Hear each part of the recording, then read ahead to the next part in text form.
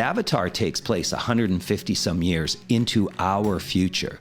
Our real physics apply.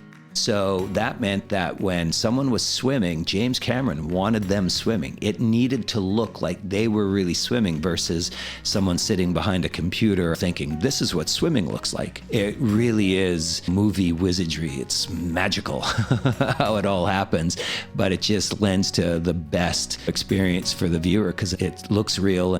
What the underwater people diving? They were underwater diving. This isn't Aquaman. We're not hanging on strings with fans in our hair thinking we're underwater. So what you see is what you get.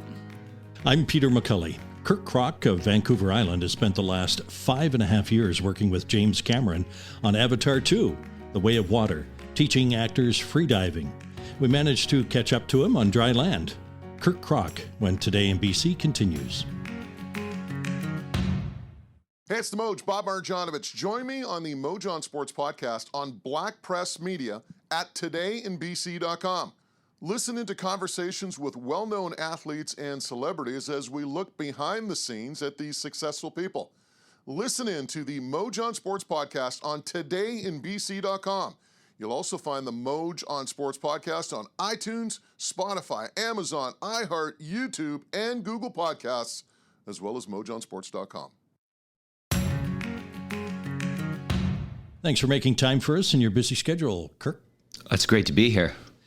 How did a kid from the prairies become fascinated with life underwater? What got you interested in diving? Yeah, it's funny. Everyone wants to know that, right? When I explain where I'm from, Saskatchewan, I always explain it to my American friends. It's the land where you watch your dog run away for 3 days. So how could I get in the water? Interestingly, just growing up with my parents, they were very much water people. We had a sailboat when I was growing up in the northern half of the province, is really Canadian Shield and all these lakes. So I grew up a water rat at the lakes, a swim instructor, a lifeguard.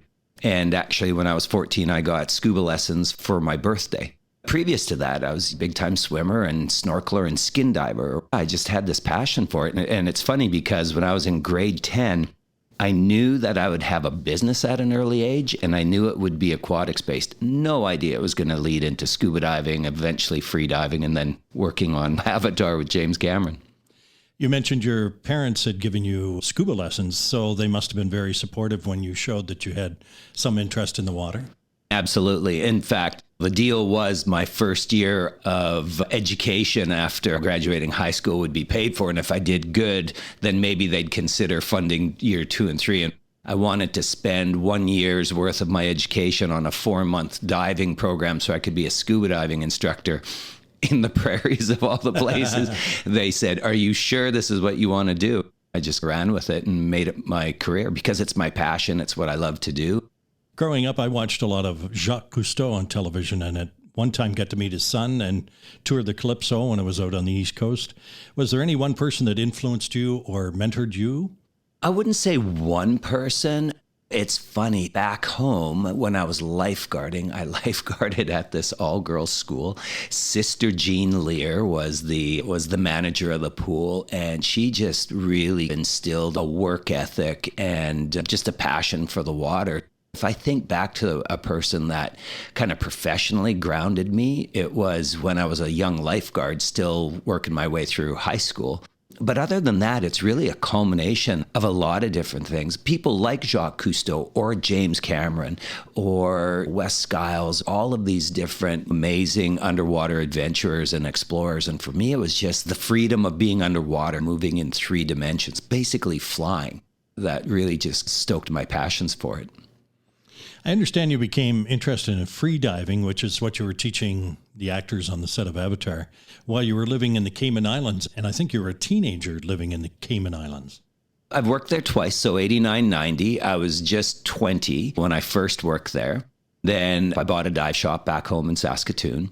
And then after 5 years, I sold that to my partner. And eventually I ended up moving back to the Cayman Islands after about 1.5 years in Vancouver, where I was specializing in technical diving, like deep decompression mixed gas diving. When I moved back to Cayman, and this would have been in early 96, I started my second company called Dive Tech, and we specialized in technical diving. But on my days off, I did free diving. And what ended up happening is By 97, we ended up doing some support work using our deep technical scuba diving to support some free divers, which is something I was still doing and engaging in my day off. And eventually that just started to take over. And what ended up happening is I ended up getting into the position of training 2 people to 2 national and then 2 world records while in the Cayman Islands. So by the time I left in December of 99, really I had become a full-time practicing and professionally working freediver. By January of 2000, that's when I started my company, Performance Freediving International. Was that company the company that was hired to train Navy SEALs and other military groups on diving techniques? Yeah, initially it was around lending the experience that I had developed with my friend Brett Lemaster, who I trained to a national and then a world record, and then also the experience I had with Tanya Streeter, who I trained to a national and world record. We were just going out to different spearfishing clubs or just different diving organizations and lending what we learned. But what I was still doing is focusing on training freedivers, specifically athletes at national and world records. So ultimately, I ended up training 7 athletes to 23 world records, a dozen and more athletes to hundreds of national records. Eventually, that program started to evolve to teach instructors to teach my system. And then we moved into a form of breath holding that was really about breath hold survival. That started with Ian Walsh, who was a big wave surfer sponsored by Red Bull. Then that led into working with Special Operations Group.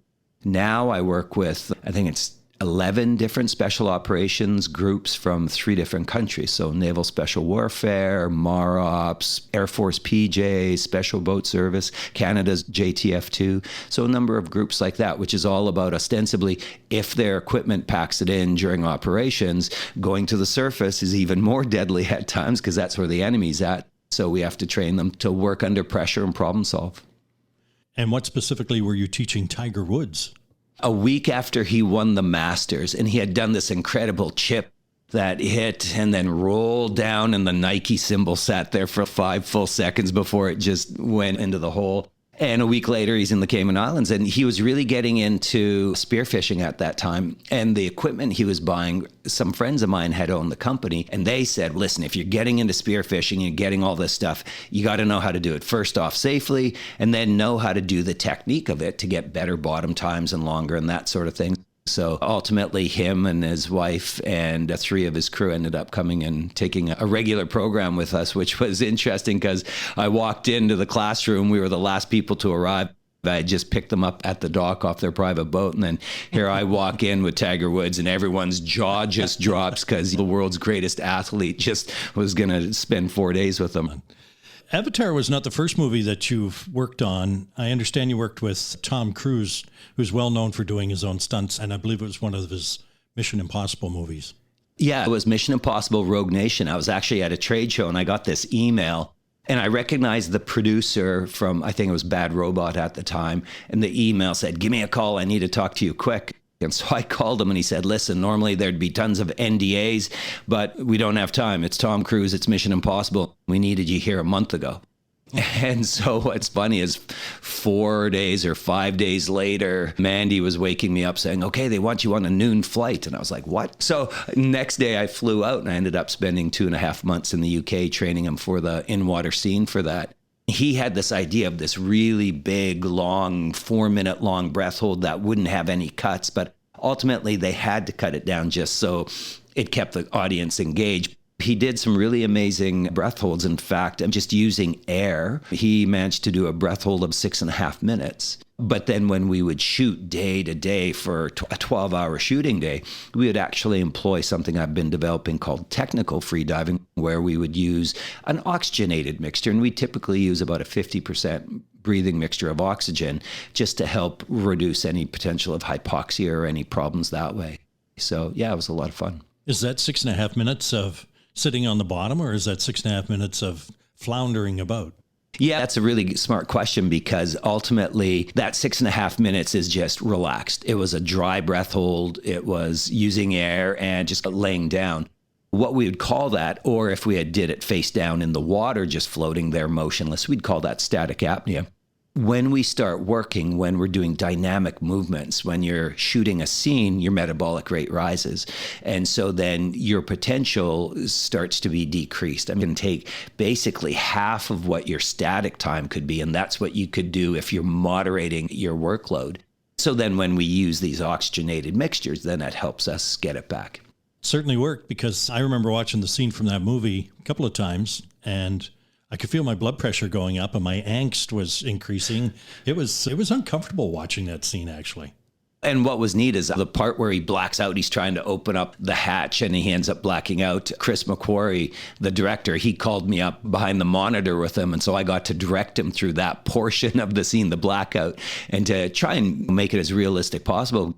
My whole thing when I work on a movie and where freediving or diving is going to be portrayed, I'm trying to make sure that the professional divers in the audience who are watching it go, yeah, that's the way it really looks. And if they don't give give me a break, then I know that the audience will buy into it as well.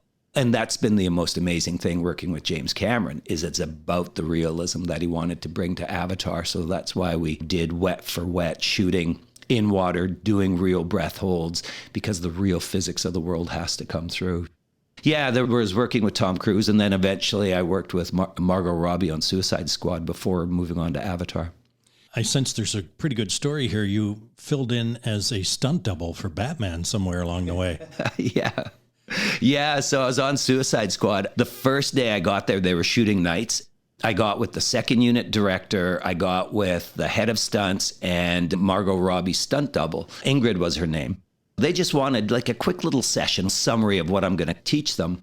Ultimately, just in a little classroom session, I think I got them to just a dry breath hold of 4 minutes over the course of like half hour, 45 minutes. I could see the second unit director and the head of stunts, they were like talking away. And eventually he said, "So Kirk, do you know anyone with your jawline, great freediver that's about 6'3"?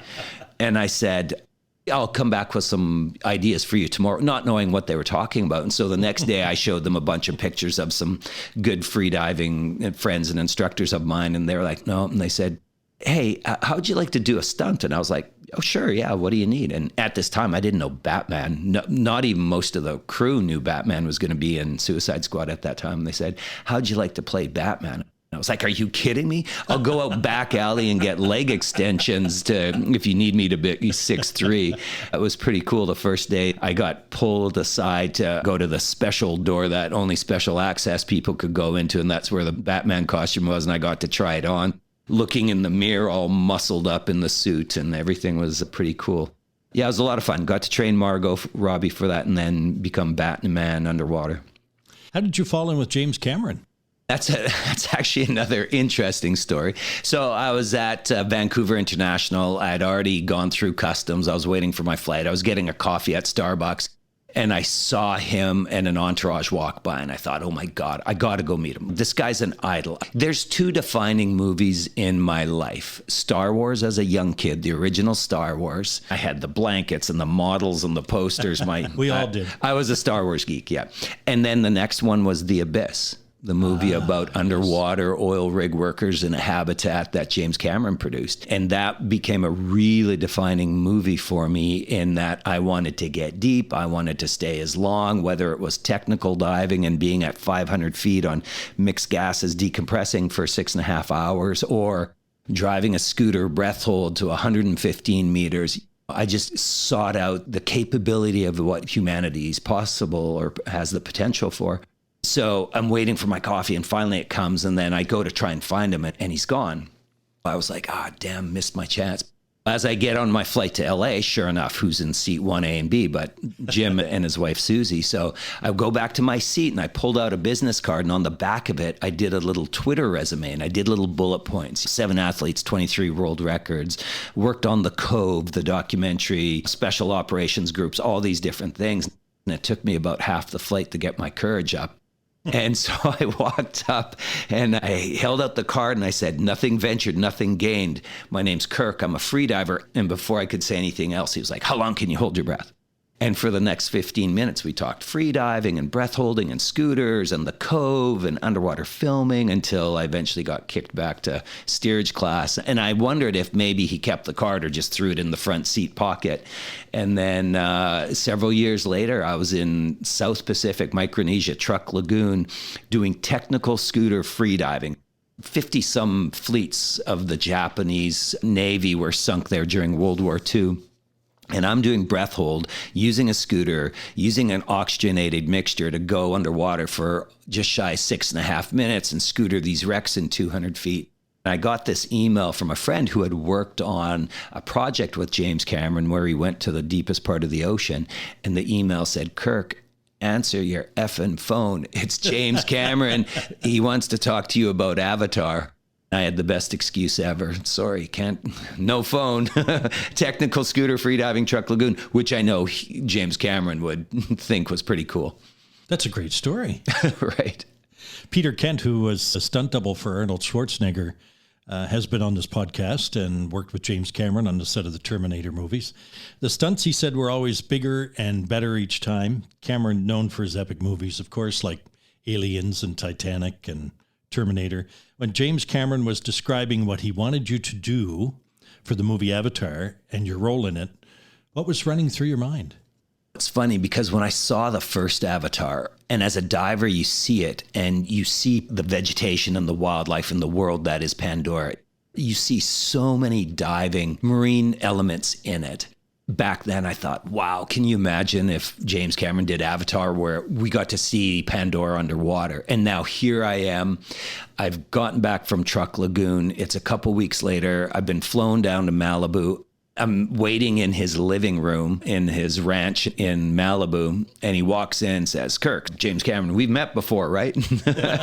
and then he, for 2 hours, he tells me about Avatar 2 and 3, and maybe there's going to be 4 and 5, and he tells me about the story arc of the sequels and how Avatar 2 is going to be these Meta-Kain. And I just remember, like, this is what I've been dreaming. This feels like reaching towards one of the final pinnacles of my career to be able to work in the movies, but to do it for James Cameron and a water movie. It was just, it was incredible. And to hear how he had thought so deep into how the Na'vi, or now the Meta-Kain, how they were going to be an adapted water species on Pandora, and how he had already figured out some of the physiology and how it was all going to work. The problem they were having is how they were going to do performance capture underwater, how they were going to capture all the dotted suit performances where they couldn't have bubbles because bubbles in the water would mess up the system. And so I had said, well, I would train everyone in freediving and I would bring in technical freediving. Ultimately, 2 hours later, he was like, "Okay, you're our guy." About a month or 6 weeks later, I was on it. What I thought was going to be 2 months long ended up, I'm still on it. 5.5 years later, we still have stuff to shoot and finish on 3. So 5.5 years from the time you're in the living room until the movie is actually out in the theaters? Yeah, basically. And who specifically were the actors you worked with on free diving techniques? It was the principal cast of Sigourney Weaver and Sam Worthington, Zoe Saldana from the first one. Then we had Kate Winslet, Cliff Curtis, Stephen Lang, who played Quaritch. Then there was the kids element, the family element. Then I had 6 kids that ranged from 6 to 16 years old. So the principal cast was 6 to 69 years old, Trinity to Sigourney Weaver, and then stunt people that I would train, and then the underwater camera team that I would train, and the grip divers. But when it was the cast, I'm not just training the cast, I'm actually training their character, because some of their characters are supposed to be humans who don't have a lot of time in the water. Some of them are supposed to be Na'vi who've never been in the water. And some of them are supposed to be Meta-Kain who are literally born in the water. Some of my Meta-Kain people who are supposed to be born in the water, the cast member, they hated water. They had phobias of water. So how you approach that is multifaceted in the types of training and technique. But thankfully, James Cameron and John Landau, the producer of Avatar, and Disney really realized that to bring the realism, to make it jump out live on screen, that there was time that needed to be spent. So I got months and months to be able to train them and try and distill 54 years of my diving experience and distill it into them in different forms and fashions so that they had a bag full of diving tricks that if James Cameron said, I need you to do this, we'd already practiced it somehow. So I had to get in James Cameron's mind and say, what would he want this character possibly to do? And at some form and fashion and training, we've tried all the little things that he could possibly ask of us. How do you communicate with the actors and the stuntmen and the camera people underwater when you don't have any equipment? Is it all hand signals? Yeah, we use hand signals. And what you have to realize is we have these underwater hydrophones. So James Cameron or the second AD Maria or John Garvin, who was head of the Marine unit, they had all these underwater cameras. They could see what's going on. They could talk to us through this underwater hydrophone. Then we'd either come to the surface and discuss a complex scene and then go down and do what we need to do. Or if we needed to, on breath hold under the water, communicate, we would turn to a reference camera that's in the water and we'd do hand signals and things like that and just try and translate it across. It became very effective. And when you work with a team that long, 12 hours a day, 5 to 6 days a week, sometimes 16 hours in a day when you're with principal cast, you start to really learn your own little languages. Can you describe the moment when what you had taught the actors and the technology that you had been watching come together and then you could see James Cameron's vision? That's interesting because, for example, with Sigourney, suddenly there was like last minute training. I was going to do a Sigourney. So she'd come in and she'd be like, I just read a portion of the script and found out my character's going to do this. And we're trying to guess, okay, that sounds amazing. What would that action look like underwater? What do you think? What do we think Jim is going to want? So we'd go in and we'd try all of these variations of it. But you have to imagine, we're in a dotted suit. We got helmets on with GoPros in front of our face. There's dots on our face. The underwater scene is just, it's like working in a Costco. It's 3-inch pipe and boxes, but on the video screen, on the flat screen, you see the rendered version of what that's supposed to look like Pandora underwater. And so you run these scenes, and one take for one scene might be 4 minutes. Then to sit in the theater and you're watching and you're like, oh my God, I remember that scene. And to see it went from like Legos and Tinker Toys, the set underwater, to suddenly there's Pandora underwater and there's the scene and how it integrated. It was really stunning and amazing to see it come to life. Can you explain how that technology works? You mentioned helmets and suits and you've got ping pong balls and all the rest of it. There's two things we did. There's performance capture, which we did in LA, and then live capture or live action, which we did in New Zealand. So performance capture in LA is the characters are Na'vi. They're the Metakain of Pandora, the resident people. So they wear a wetsuit. The wetsuit has all these reflective dots on all the different joints, and these cameras that ring the tank that emit a UV light flash off these dots that are on the suit. The computer picks it up, sees the measurements of dot to dot, and realizes it's Kate Winslet. And then it applies her character on top of her. So now she becomes Ronal. You see her on the flat screen as Ronal, but underwater you see her as Kate with dots on her face. So what happens is we run a scene and all of these dotted suits are in there and all these cameras are picking up in 3D space where the character is moving. But the set in the tank is just blocks, like little Tinker Toys that are 1 meter by 2 meter blocks with piping and all this stuff.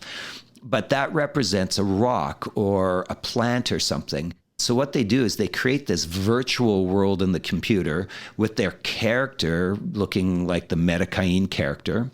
Then they translate that into the real world in the tank, and they just make sure that everything in 3D space lines up.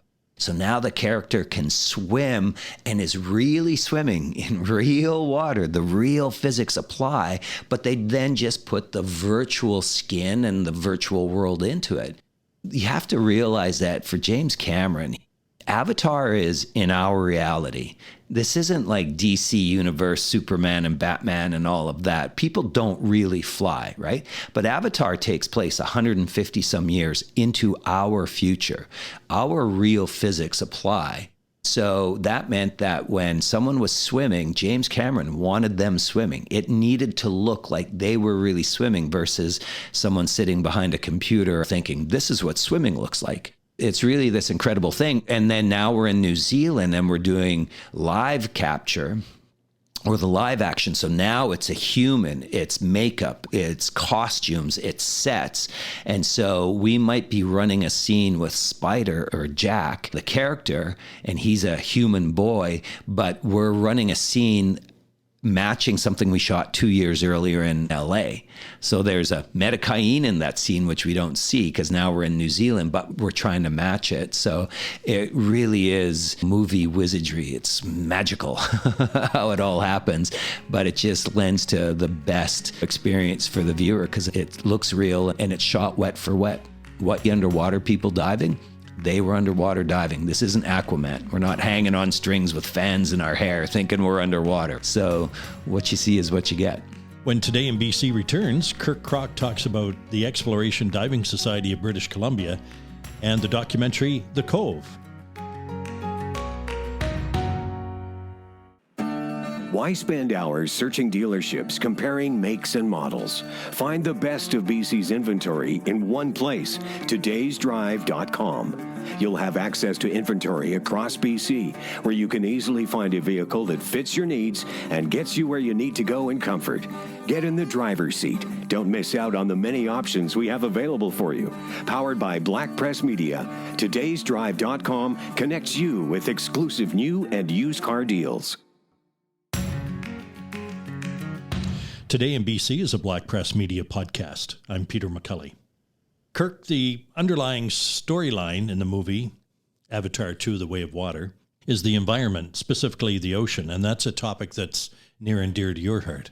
Absolutely, on a number of levels and a number of ways. In 2010, I was involved in the Oceanic Preservation Society, and we produced a documentary called The Cove, which uncovered the slaughter of dolphins in Japan. And it went on to win Best Feature Documentary at the time. In that multi-year journey of filming around the world, trying to find out the story, really, we were shooting a documentary. It was going to be a half-hour, maybe Discovery Channel. And we were trying to shoot this documentary about the health and the state of the oceans and the pressure they're under and what we need to mitigate disasters for it. And then we found this slaughter of dolphins that was still going on. Ultimately, that's what it turned into. So I'm happy to say that I'm actually rejoining OPS, the Oceanic Preservation Society. We have a multi-year project that we're starting right now, probably going to have 4 to 6 expeditions a year around the world, where over the next 2 to 3 years, we'll be doing a shooting project. So I'm excited about that. And then also, a year ago, with a number of really good friends and really accomplished divers, we've started the EDSBC, or the Exploration Diving Society of British Columbia, which is about exploration in our local marine waters to see what's there, see the health and the state of it, and just to kind of open up adventure for divers again and find new dive sites. We've talked a lot about the movies and your diving experiences in the Cayman Islands, but there's years in between those. Can you share some of your more memorable experiences from your diving adventures? With OPS, some of the amazing things we did was humpback whales in Tonga or dolphins in the Bahamas and things like that. I had just recently, and this was with OPS, and this was when we were shooting another documentary I worked on, Racing Extinction, and we were in Tonga. And I was a brand new father. My daughter wasn't 6 months old, and I'm with a mother humpback and her calf. Her calf is about a week old. The thing is about 3 meters long, maybe 4 meters. It's mostly white still. I was just trying to shoot from afar, and the calf would leave mom because they'd be at about 10 meters underwater, and the calf is right under her chin. And every once in a while, the calf goes to the surface, takes a breath, comes down after playing on the surface a bit, and then rests under mom's chin because she's really buoyant. And then all of a sudden she would leave. And I was away. I was giving them lots of space. And the calf would come over and swim right up to me and rub against me. And I'm trying to keep my distance off of it. And it's just super curious. And then every once in a while, mom would sound off. And the calf would go running back to mom and under the chin and then come up for a breath again and then get curious with me. And I saw this one time where the mom took the calf off her nose and rolled the calf on the surface, rolled the calf down her back and off her back tail.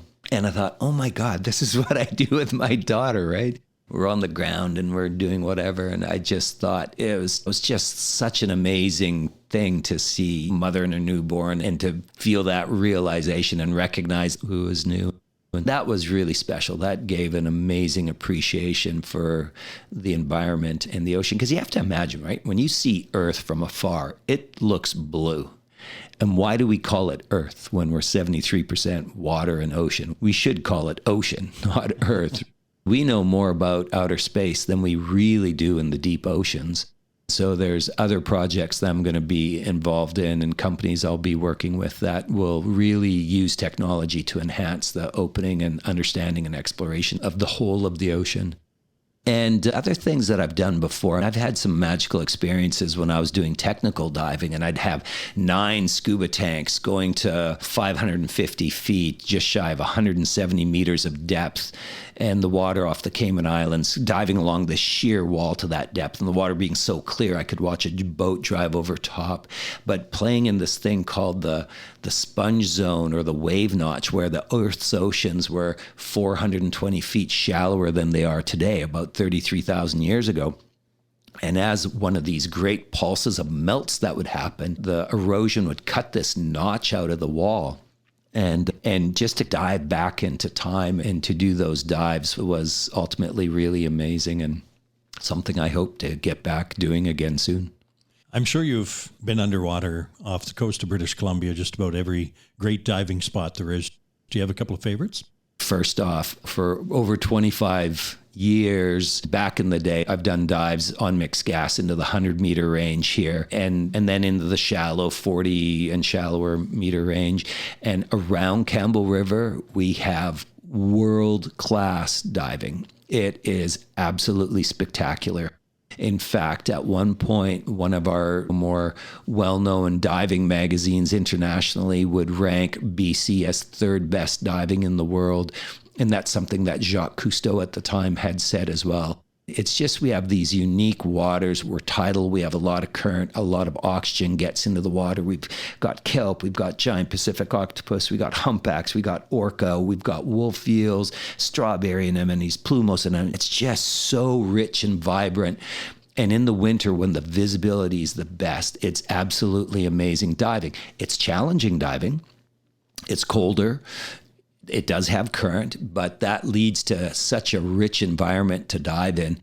And with the EDSBC, their Exploration Diving Society, we've come across some absolutely spectacular sheer vertical walls just covered in sponge. That's absolutely amazing. And this sponge is near prehistoric. It looks and feels like it can be hundreds and hundreds of years old. And these things called bioherms, which a good friend of mine, Hamish Tweed in Vancouver, has been doing a lot of diving in howe sound on them and doing a lot of research with them as well. The diving here is amazing. It's challenging, so learning how to do it properly and getting good training and then just being properly equipped makes all the difference. I'm a novice, obviously, so I'm going to ask you, why is the water clearer in the wintertime? It's just there's less sunlight, and so you don't get the algae growth that you would get in the summer. One of the things that's interesting is with EDSBC is we're trying to figure out what makes good dive sites. And so sometimes we know that south-facing walls, the right amount of current, but not too much that it scrapes the life off. Having some fresh water run off nearby also helps as well. So yeah, there's a lot of cool dives here. How does it feel for a kid from the prairies who loved the swimming pool to be looking for a suit to wear to the Oscars? Yeah, I would hope. I have no doubt it's going to win a lot of awards at the Oscars. Just technical achievement alone will be pretty amazing. I don't think I'll get that invite to the Oscars necessarily. I did get invited to the LA premiere, and I took my daughter, Kyla, and she worked on it. What's funny, her friends didn't even know. And she did some work on it, doubling for Trinity, who plays Took in Avatar: The Way of Water. So her and I went down and to watch her at the LA premiere of Avatar, like deer in the headlights, just as I was. We're just in awe of the spectacular that Disney made it to be. And it was a lot of fun. And I was so proud to just be able to share that moment with her. I'd like to thank Kirk Krack for being with us on this edition of Today in BC. If you have suggestions or comments, send us a voice message to podcast@blackpress.ca. You may be part of our podcast mailbag segment. You'll find Today in BC podcasts on iTunes, Spotify, Amazon, iHeart, and Google Podcasts.